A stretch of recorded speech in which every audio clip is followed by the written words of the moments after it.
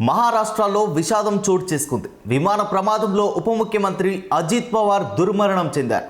బుధవారం ఉదయం ఆయన ప్రయాణిస్తున్న విమానం బారామతిలో కుప్పకూలింది. ఈ దుర్ఘటనలో పవార్తో పాటు మరో 4 ప్రాణాలు కోల్పోయారు. జిల్లా పరిషత్ ఎన్నికల ప్రచారం నిమిత్తం ముంబై నుంచి బారామతి వెళ్తుండగా ఉదయం 8:45 ప్రాంతంలో ఈ ఘటన చోటు చేసుకుంది. సాంకేతిక లోపం కారణంగానే ఈ ఘటన చోటు చేసుకున్నట్లు తెలుస్తోంది. ముంబై నుంచి బయలుదేరిన గంట తర్వాత విమానంలో సమస్య తలెత్తింది.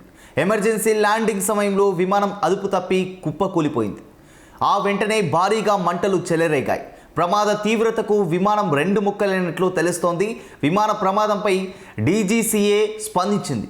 విమానంలో ఎవరు బ్రతికి లేరని వెల్లడించింది. అజిత్ పవార్, 2 వ్యక్తిగత సిబ్బంది, 2 విమాన సిబ్బంది ప్రాణాలు కోల్పోయారు.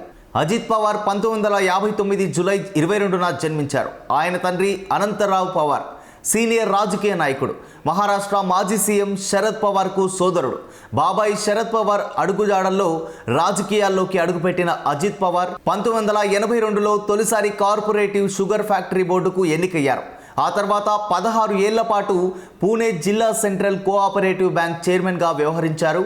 1991లో తొలిసారి బారామతి పార్లమెంటరీ నియోజకవర్గం నుంచి లోక్సభకు ఎన్నికయ్యారు. 1991 ఉప ఎన్నికల్లో బారామతి అసెంబ్లీ స్థానం గెలుపొందారు. ఈ నియోజకవర్గం నుంచి 7 సార్లు మహారాష్ట్ర ఎమ్మెల్యేగా విజయం సాధించారు. ప్రస్తుతం సీఎం దేవేంద్ర ఫడ్నవీస్ నేతృత్వంలోని మహాయుతి ప్రభుత్వంలో ఉప ముఖ్యమంత్రిగా పనిచేస్తున్నారు.